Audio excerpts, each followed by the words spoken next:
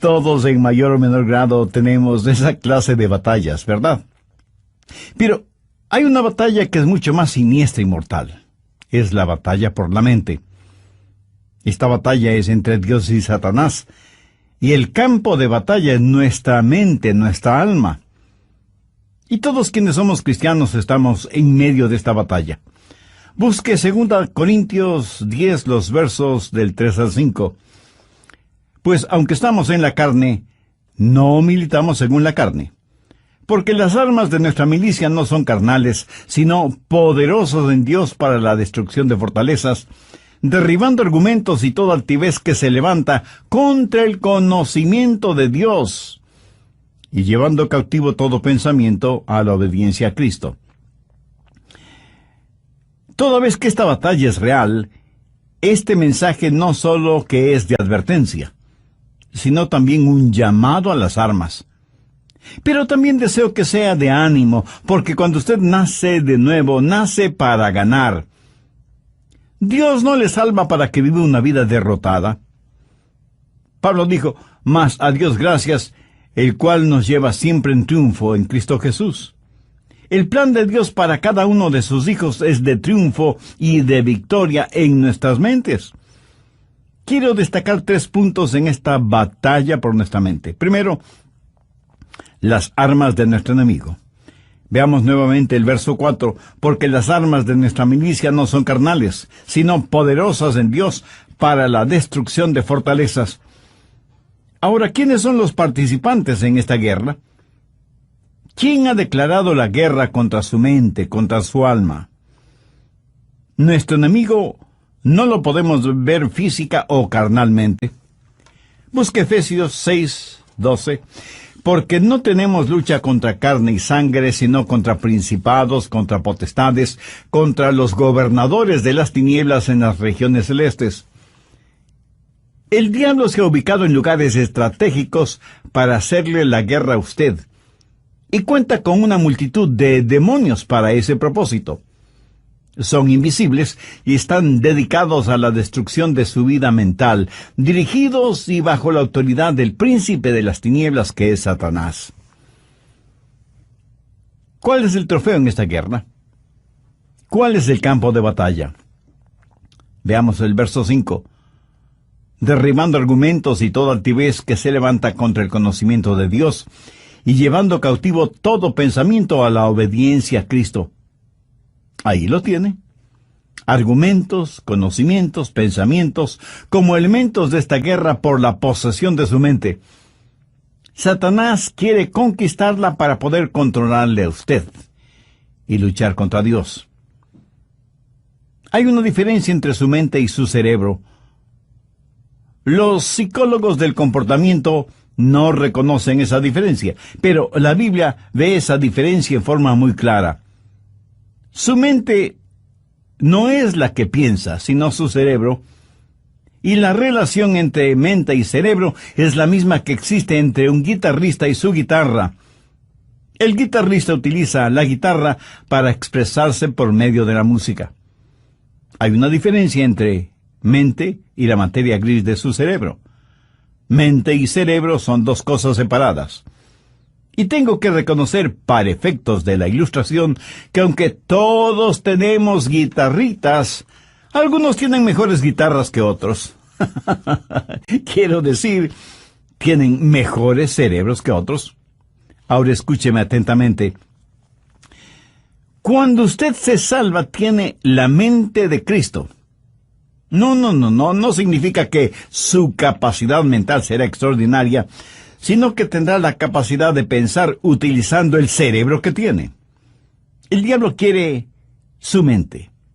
Y el hecho de que usted tenga la mente de Cristo, el hecho de que usted haya sido salvado, no significa que la guerra se ha terminado para usted. Recuerde que Pablo está escribiendo a los hermanos en la iglesia de Corinto. Sin embargo, el apóstol tiene preocupación espiritual por ellos. Veamos 2 Corintios 11:3. Pero temo que como la serpiente con su astucia engañó a Eva, vuestros sentidos sean de alguna manera extraviados de la sincera fidelidad a Cristo. ¿Qué es lo que está diciendo el apóstol Pablo? Está diciendo que él siente temor de que, así como el diablo en forma sutil engañó a Eva, las mentes de ellos puedan ser corrompidas por Satanás y abandonen la sincera y pura devoción que deben tener a Cristo. El diablo pues quiere corromper su mente y tratará de evitar por todos los medios posibles el que usted tenga la mente de Cristo. Y Pablo está tratando a los hermanos en Corinto como si fueran sus hijos. Mire lo que dice en el verso 2 del capítulo 11, segunda de Corintios. Porque os celo con celo de Dios, pues os he desposado con un solo esposo, para presentaros como una virgen pura a Cristo. Ahora, ¿qué significa esto de celo de Dios? Usted sabe, los celos pueden ser buenos o malos. Hay un celo que puede destruir, y hay un celo que protege a aquellos que amamos. Los esposos, por ejemplo, deben ser celosos de tener una devoción pura por su esposa, por sus hijos. Y lo mismo es con las esposas en su devoción hacia su esposo e hijos. El celo protector mutuo es necesario dentro del hogar. Un padre amoroso quiere llevar hasta el altar matrimonial a su hija y entregársela al novio como una virgen pura. El problema en la actualidad es que hay tantos padres que no entienden que su trabajo, su responsabilidad es criar hijas piadosas para entregarlas vírgenes en el altar matrimonial. Ese debe ser el propósito de un padre genuinamente cristiano. Pablo usa esa analogía para decir que los hermanos en Corinto eran sus hijos espirituales, eran la novia de Cristo, y que no quería que fueran engañados y corrompidos en sus mentes. Prácticamente les está diciendo, cuando les presenten las bodas del Cordero, quiero que sean como una virgen casta y pura para el Señor. Tristemente tengo que reconocer que no hay suficiente pureza en las iglesias en nuestros días. Tal parece que las novias han perdido la capacidad de sonrojarse frente a las cosas impuras. La iglesia necesita recobrar la virtud de la pureza. Leí la historia de un hombre que vivió en Londres hace muchos años. Se le conocía simplemente como el señor Betts. Tenía un almacén de música. Un día un hombre vestido con harapos entró en el almacén y le dijo, necesito algo para comer. Por favor, quisiera comprar mi violín. El señor Betts le dijo que ya tenía muchos violines. Pero el harapiento insistió, es que estoy verdaderamente necesitado. Por favor, cómpreme el violín. El señor Betts le compró el violín, por lo que en Londres hubiera sido el equivalente de $5. El hombre tomó el dinero, lo guardó en sus harapientas ropas y se fue. El señor Betts, que era músico, puso el violín bajo su quijada y empezó a tocar. Armoniosas y resonantes notas salieron de ese violín. El señor Betts se sorprendió de la calidad del sonido del violín y con la ayuda de una vela trató de ver su interior y pudo distinguir dos palabras: Antonio Stradivarius. Y se dio cuenta que tenía un verdadero tesoro en sus manos. Y el hombre de harapiento se lo había vendido por el equivalente de $5. El señor Betts era un hombre bueno y honesto. Salió a buscar al hombre harapiento, pero nunca lo encontró. Muchos años después, el señor Betts vendió ese violín por $5,000. En la actualidad, un violín Stradivarius cuesta una verdadera fortuna.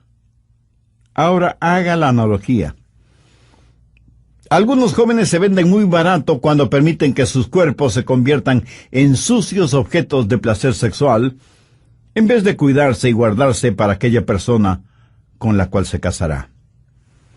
Pablo dice, como un padre quiere proteger a su hija para presentársela pura a Cristo, así quiero protegerles a ustedes que forman la iglesia para que tengan una mente pura y una sincera devoción por Cristo. Mi amigo, hay una batalla por su mente.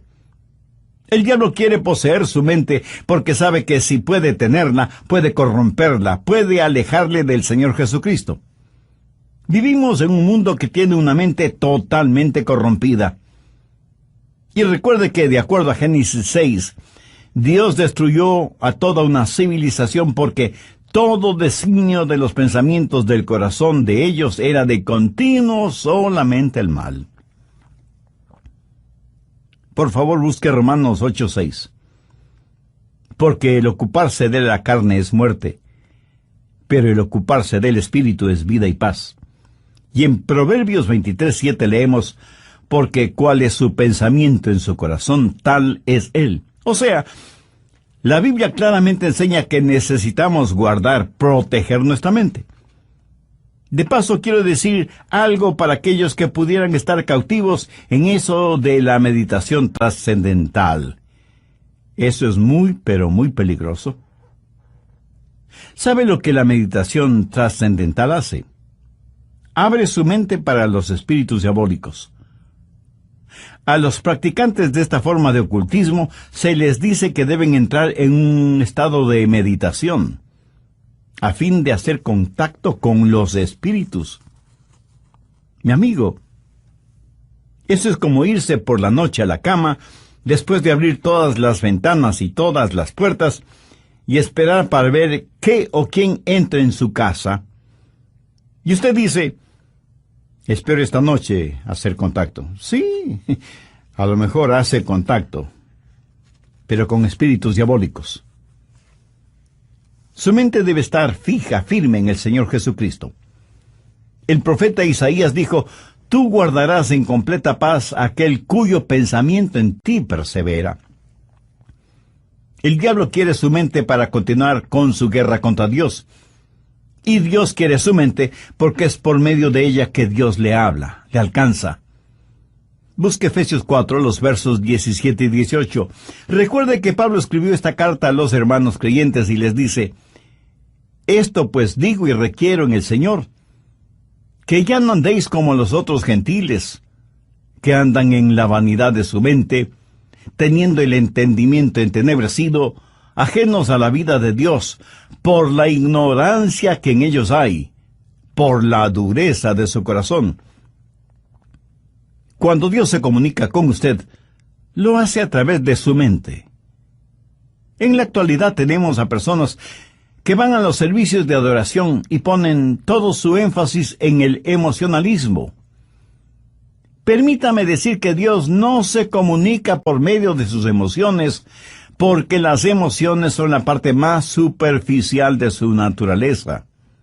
La salvación es el trabajo profundo de Dios. La gente se emociona con el ritmo de la música, se les pone la piel de gallina y dicen que han tenido una experiencia con Dios, cuando la verdad es que solo han tenido un hipo emocional. Dios se comunica por medio de la mente, y no estoy hablando de un racionalismo o intelectualismo, hablo de que Dios se revela en su mente, y que Dios nos cambia empezando con nuestra mente. En Efesios 4:23 Pablo dice, y renovaos en el espíritu de vuestra mente. Ahora, ¿cómo Dios le renueva a usted? En el espíritu de su mente. Usted puede cambiar su forma de vivir, cambiando su forma de pensar. Por eso en Romanos 12:12 el apóstol dice, no os conforméis a este siglo, sino transformaos por medio de la renovación ¿de qué? De vuestro entendimiento. Y aquí la palabra entendimiento significa mente. O sea que Pablo está diciendo que debemos ser transformados por medio de nuestra manera de pensar. Dios se comunica con usted por medio de su mente. Dios le cambia por medio de su mente. Y Dios le controla por medio de su mente. Recuerde lo que dice Romanos 8:6. Porque el ocuparse de la carne es muerte, pero el ocuparse del espíritu es vida y paz. Dios nos controla cuando le permitimos que controle nuestra mente. Y eso es exactamente lo que quiere hacer Satanás, controlar nuestra mente para poder controlarnos a nosotros. Por lo tanto, la batalla por nuestra mente es real. Segundo, la debilidad de nuestra carne. Y es muy importante el entender esto. En nuestra propia carne, todos somos débiles. 2 Corintios 10:3 dice, pues aunque andamos en la carne, no militamos según la carne. En otras palabras, su carne, o sea, su estado natural, de ninguna manera tiene lo que se requiere para tener un proceso mental correcto. Y porque vivimos en la carne, todos tenemos problemas, desilusiones, enfermedades. Todos experimentamos las cosas mundanas de la vida. Y no piense que porque usted es ya salvo, va a vivir en un planeta diferente, inmune a las realidades de la vida en la tierra.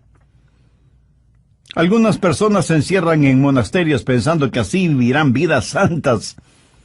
Se cuenta de un hombre que decidió entrar en un monasterio cuya regla principal era el silencio. Podían decir solo 2 palabras al año. Al cumplir el primer año fue llamado por el superior del monasterio, quien le dijo, ya tienes 1 año aquí y puedes decir tus 2 palabras. Y el hombre simplemente dijo, cama dura. Después del segundo año, sus 2 palabras fueron, mala comida. Al tercer año, y frente a su superior, dijo, me voy. Y su superior le contestó, está muy bien que te vayas, porque en los 3 años que has estado aquí, lo único que has hecho es quejarte. Aunque vivimos en la carne, no batallamos en la carne porque nuestra carne es débil. Y no estamos en guerra contra carne y sangre. Efesios 6, desde el verso 10 dice, por lo tanto, hermanos míos, fortaleceos en el Señor y en el poder de su fuerza. Vestíos de toda la armadura de Dios para que podáis estar firmes contra las acechanzas del diablo, porque no tenemos lucha contra sangre y carne, sino contra principados, contra potestades, contra los gobernadores de las tinieblas de este siglo, contra huestes espirituales de maldad en las regiones celestes. Deseo preguntarle, ¿quién controla sus pensamientos? Si todavía no tiene a Cristo en su corazón y su mente, el diablo los controla. ¿Quiere cambiar esa realidad? Entonces le invito a orar de la siguiente manera. Querido Dios, deseo normar mi vida con pensamientos limpios, dignos, puros. Y solo tú puedes ayudarme. Soy pecador, no solo por lo que hago, sino por lo que pienso. Señor Jesús, cuando entregaste tu vida en la cruz del Calvario fue para perdonarme y darme la oportunidad de una vida nueva, de una mente nueva, de un corazón nuevo. Deseo que seas mi Salvador y mi Señor y que tomes el control de mi vida. En tu nombre lo pido. Amén.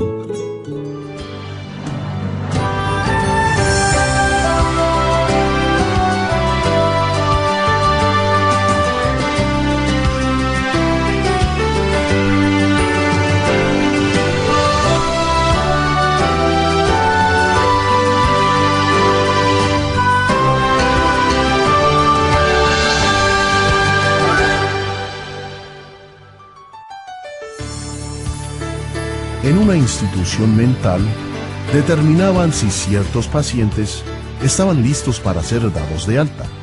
Los pusieron en un cuarto, abrieron las llaves del lavado hasta que el agua se desbordó. Les dieron unos trapeadores y les dijeron que debían limpiar el cuarto. Si ellos empezaban a usar los trapeadores sin cerrar las llaves del agua, no estaban listos para ser dados de alta. ¿Sabe que eso es lo que estamos haciendo en nuestra sociedad? Estamos tratando de limpiarla sin cerrar el flujo de agua. El problema está en nuestra mente, porque como pensamos, así somos. Y es de la mente, del corazón, que salen los actos de nuestra vida. En Lucas 6:45 leemos, el hombre bueno del buen tesoro de su corazón saca lo bueno, y el hombre malo del mal tesoro de su corazón saca lo malo, porque de la abundancia del corazón habla la boca. Así como es cierto que un árbol de manzanas no puede producir piñas, de la misma manera un hombre de malos pensamientos no puede producir buenas obras. Bienvenidos, soy Andrés García Vigio. Escuchemos al doctor Adrian Rogers en la voz del pastor Lenín de Llanón en la parte final del mensaje La batalla por su mente. Mis amigos, nuestra batalla no es contra los partidos políticos, ni contra la oficina de impuestos, ni contra Hollywood, ni contra suegros, especialmente las suegras. La batalla de la mente es contra Satanás, y usted nunca podrá ser más listo que el diablo. Él se burla de nuestros esquemas, ridiculiza nuestras organizaciones, y aunque muchas personas piensan que esta batalla puede ser ganada por medio de la educación, eso no es cierto. Ahora escúcheme, de ninguna manera yo estoy en contra de la educación. Pero si usted educa a una persona que no conoce al Señor Jesucristo, lo único que hará es tener una persona más peligrosa, porque seguirá siendo un diablo, pero bien educado. Antes de ser salvo, yo tuve un amigo que era alcohólico y asistió a varios programas para rehabilitarse, pero luego aceptó al Señor Jesucristo como su Salvador, y esto es lo que él me compartió. Yo asistí a esos programas sin conocer al Señor Jesucristo. Era un borracho consuetudinario, y de esos programas salí siendo todavía un borracho, pero ahora tenía educación. ¿Lo ve? La educación no es la respuesta. Pero tampoco la legislación es la respuesta para la mente. Las armas de nuestra guerra no son carnales. ¿Cree usted que las leyes pueden controlar la forma de pensar de los seres humanos? En la actualidad estamos tratando de tener leyes para controlar lo que pensamos. La ley castigará toda manifestación de odio, verbal o físico. Sin embargo, ninguna legislación puede obligarnos a amarnos unos a otros, o a odiarnos unos a otros. Las leyes solo pueden restringir la maldad, pero no pueden impulsar la bondad. Así que ni la educación ni la legislación son la respuesta. El medio ambiente tampoco es la respuesta. Pablo dice que las armas de nuestra guerra no son carnales, y la educación, la legislación y el medio ambiente son métodos carnales. Esas son cosas que la gente puede hacer sin el Señor Jesucristo. ¿Cree que si usted tiene un mejor medio ambiente, eso cambiará su manera de pensar? Bueno, solo quiero que recuerde que Adán y Eva se metieron en problemas estando en el jardín del Edén. Y usted no puede pedir mejor medio ambiente que ese, ¿no le parece? Sin embargo, ellos fueron engañados porque Satanás manipuló sus mentes. En una institución mental estaban tratando de determinar si ciertos pacientes estaban listos para ser dados de alta. Los pusieron en un cuarto, abrieron las llaves del lavabo hasta que el agua se desbordó, les dieron unos trapeadores y les dijeron que debían limpiar el cuarto. Si ellos empezaban a usar los trapeadores sin cerrar las llaves del agua, no estaban listos para ser dados de alta. ¿Sabe que eso es lo que estamos haciendo en nuestra sociedad? Estamos tratando de limpiarla, sin cerrar el flujo de agua. El problema está en nuestra mente, porque como pensamos, así somos. Y es de la mente, del corazón, que salen los actos de nuestra vida. En Lucas 6:45 leemos, el hombre bueno del buen tesoro de su corazón saca lo bueno, y el hombre malo del mal tesoro de su corazón saca lo malo, porque de la abundancia del corazón habla la boca. Tercero, las armas de nuestra batalla. Segunda de Corintios 10:4, porque las armas de nuestra milicia no son carnales, sino poderosas en Dios para destrucción de fortalezas. En los días de Pablo había una batalla. En un extremo estaba Pablo, y en el otro extremo el Imperio Romano. El Imperio Romano había estado en existencia por 700 años y tenía privilegio y poder. Tenía sus legiones romanas, una poderosa fuerza naval, el Senado romano, la ley romana, y parecía que toda la maldad del imperio estaba atrincherada en Corinto, en las mentes y corazones de la gente. Todo esto en contra de Pablo, pequeño judío, pero con un corazón lleno de Jesús, declarando la guerra a toda esa maldad. ¿Quién ganaría esa pelea? Pablo. ¿Cómo? No con armas carnales. Pablo habla de fortalezas en el verso 4, y se refiere a armas que tácitamente son poderosas en Dios para la destrucción de fortalezas. Las murallas de esas fortalezas iban a ser derrumbadas.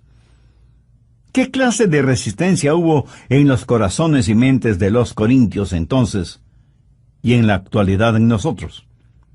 Arrogancia, ignorancia, desesperación. Todas estas son fortalezas de maldad. Y dentro de cada fortaleza, los demonios trabajan en la mente en forma muy organizada, movilizando los ejércitos infernales para hacer más fuerte la resistencia. Sin embargo, Pablo dice que esas murallas se desmoronarán. Y en el verso 5 menciona cosas muy importantes, derribando argumentos y toda altivez que se levanta contra el conocimiento de Dios, y llevando cautivo todo pensamiento a la obediencia a Cristo. Aquí está esa fortaleza con sus altas torres, y Pablo penetrará esa fortaleza para alcanzar a quienes están adentro. Pero durante ese proceso, Pablo dice que tendrá que destruir esa fortaleza. Ahora, ¿de qué está hablando el apóstol? No está hablando de inteligencia, sino de intelectualismo, de sofisticación mental. Pablo sabe que dentro de esas fortalezas hay personas que están cautivas, y él iba a capturar a esos cautivos para traer todo pensamiento cautivo que estaba secuestrado por Satanás a la libertad de la obediencia a Cristo. Y él no iba a pelear confiando en su fortaleza física, que no la tenía, ni en armas carnales convencionales, que son inefectivas en esta clase de guerra, sino que declara, porque las armas de nuestra milicia no son carnales, sino poderosas en Dios para la destrucción de fortalezas. Pablo dice, las armas de nuestra milicia. ¿Y cuáles son esas armas? En primer lugar, la soberanía de su comandante. Mire lo que dice en el verso 7. Miráis las cosas según la apariencia. Si alguno está persuadido de sí mismo que es de Cristo, esto también piense de sí mismo, que como Él es de Cristo, así también nosotros somos de Cristo. En otras palabras, Pablo dice que pertenecemos a Cristo. Él es nuestro comandante supremo. En Potsdam, durante la guerra, los japoneses le dijeron a Inglaterra y a los Estados Unidos que no se rendirían. Los aliados le dijeron a Japón, si no se rinden, les eliminaremos, les haremos desaparecer. Iremos contra ustedes con fuerza devastadora. Los japoneses dijeron, pelearemos contra ustedes. Las fuerzas aliadas bombardearon Hiroshima y Nagasaki con las primeras bombas atómicas utilizadas en la guerra. Los japoneses se rindieron después de que prácticamente casi fueron borrados de sobre la faz de la tierra. Satanás ha estado tratando de hacer hasta lo imposible para ganar esta guerra que tiene contra Dios. Cuando el Señor Jesucristo murió en el Calvario, fue como si hubiera dejado caer una bomba atómica sobre el diablo. Jesús dijo, ahora es el juicio de este mundo, ahora el príncipe de este siglo será echado afuera. Pero Jesús no solo es nuestro comandante supremo, sino que en segundo lugar tenemos su autoridad para hacer aquello que nos ha mandado hacer. En el verso 8 Pablo dice, porque aunque me gloría algo más todavía de vuestra autoridad, la cual el Señor nos dio para edificación y no para vuestra destrucción, no me avergonzaré. Aquí el apóstol está hablando de autoridad. ¿Pero qué es autoridad? Es el derecho legal de actuar en representación de otra persona. Jesús, quien ganó la guerra, nos ha dado ese poder legal. David, con su pequeña onda, y Dios, se enfrentó al gigante Goliat y lo mató. Yo, francamente, preferiría tener una pequeña onda y la ayuda de Dios que la espada de Goliat sin Dios. Jesús nos da esa autoridad. Anote al margen Lucas 10, los versos 19 y 20, que registran las siguientes palabras del Señor Jesús. He aquí os doy potestad de hollar serpientes y escorpiones, y sobre toda fuerza del enemigo, y nada os dañará. Pero no os regocijéis de que los espíritus se os sujeten, sino regocijaos de que vuestros nombres están escritos en los cielos. Jesús dice que como hijos suyos tenemos poder, tenemos autoridad sobre todas las huestes diabólicas, pero que no debemos envanecernos ni regocijarnos por eso. No debemos ser orgullosos de tener esa autoridad, sino que nuestro gozo verdadero debe ser el saber que nuestros nombres están escritos en los cielos. Escúcheme, no es cuánto sabe usted sobre el diablo lo que le libera. Es su conocimiento del Señor Jesucristo lo que le dará la verdadera libertad. No hemos sido llamados a ser creyentes cazadores de fantasmas espirituales. La Biblia dice que debemos resistir al diablo, no que debemos cazarle. Así que no solo tenemos que entender, en primer lugar, que tenemos un soberano que es nuestro comandante, y en segundo lugar, que tenemos su autoridad para llevar a cabo sus órdenes, y en tercer lugar, que hay la certeza de nuestro valor, de nuestro coraje, de nuestra osadía espiritual. Veamos una vez más 2 Corintios 10, los versos del 8 al 11. Porque aunque me gloríe algo más todavía de vuestra autoridad, la cual el Señor nos dio para edificación y no para vuestra destrucción, no me avergonzaré, para que no parezca como que os quiero amedrentar por cartas. Porque a la verdad, dicen, las cartas son duras y fuertes, mas la presencia corporal débil y la palabra menospreciable. Eso tenga en cuenta tal persona, que así como somos en la palabra por cartas, estando ausentes, lo seremos también en hecho, estando presentes. ¿Qué motivó a Pablo a escribir estas palabras? Bien, veamos brevemente el trasfondo del asunto. Algunas personas decían que Pablo siempre estaba escribiendo cartas duras y fuertes, pero que cuando él estaba presente, tenía más bien un carácter débil. Decían, el león no es tan feroz como lo pintan. Y Pablo tiene que asegurarles que tanto como era fuerte y duro en sus cartas, lo mismo sería en forma personal, cuando estuviera entre ellos. Pero les dice algo más, que pertenecía a Cristo, y que Cristo había ya ganado las batallas por él, que Cristo mismo le había dado autoridad, y que debido a esas circunstancias tenía el valor y el poder para ganar esta batalla de la mente. Por favor, escúcheme con atención. Lo que usted piense, eso es lo que será. Chuck Swindoll está en lo correcto cuando afirma que la actitud de una persona lo es todo. Una vez que usted ha recuperado la fortaleza de su mente, necesita de inmediato protegerla, resguardarla. En Proverbios 4:23 leemos, sobre toda cosa guardada, guarda tu corazón, porque de él mana la vida.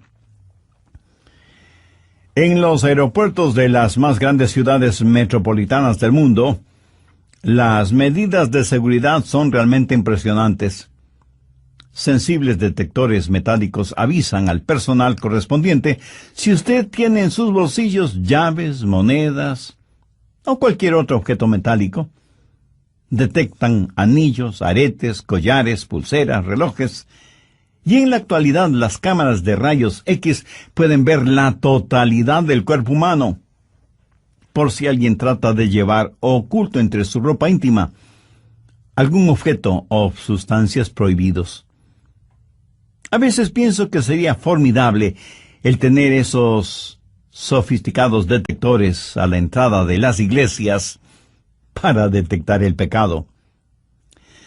Pero si tal cosa fuera posible, estoy seguro que nadie quisiera entrar en las iglesias, ni siquiera sus pastores.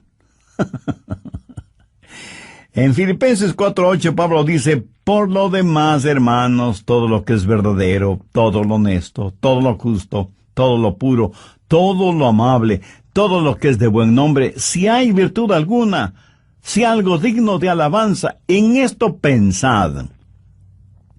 Dios nos hizo de tal manera para que no podamos pensar en dos cosas distintas al mismo tiempo. Permítame explicar de esto. Si usted está pensando en algo que es bueno y correcto, de ninguna manera puede pensar al mismo tiempo en algo malo e incorrecto. Y usted no tiene que ser inteligentísimo para ver la lógica de esta declaración. Y aunque ya lo he mencionado varias veces, usted es lo que piensa. Proverbios 23:7 dice: porque cuál es su pensamiento en su corazón, tal es él. Proteja su mente. Tenga al Señor Jesús como el punto central de su mente. No permita que el diablo le robe la devoción de su corazón puro hacia el Señor Jesucristo. Viva permanentemente enamorado de Jesús y jamás se avergüence de confesar su amor por Él. ¿Se avergüenza usted de confesar su amor, de declarar su amor por la persona que verdaderamente ama? Estoy seguro que no. Cuando sus pensamientos, su corazón están enfocados, centralizados en el Señor Jesucristo, ya no habrá espacio para pensamientos sucios, lujuriosos, malvados, orgullosos, pervertidos, que constantemente nos bombardean. Y si alguien me pregunta: Pastor Rogers, ¿cómo empiezo todo ese proceso? Bueno, gracias por su honesta pregunta.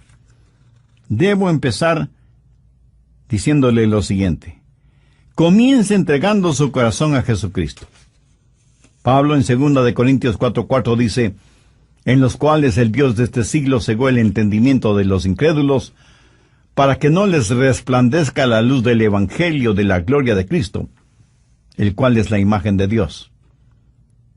Verá, su mente sin Cristo es realmente ciega a las cosas espirituales. No quisiera que Dios removiera esa ceguera espiritual al entregar su corazón a Jesús. Si todavía no es salvo, no quisiera hacer esa decisión este mismo momento.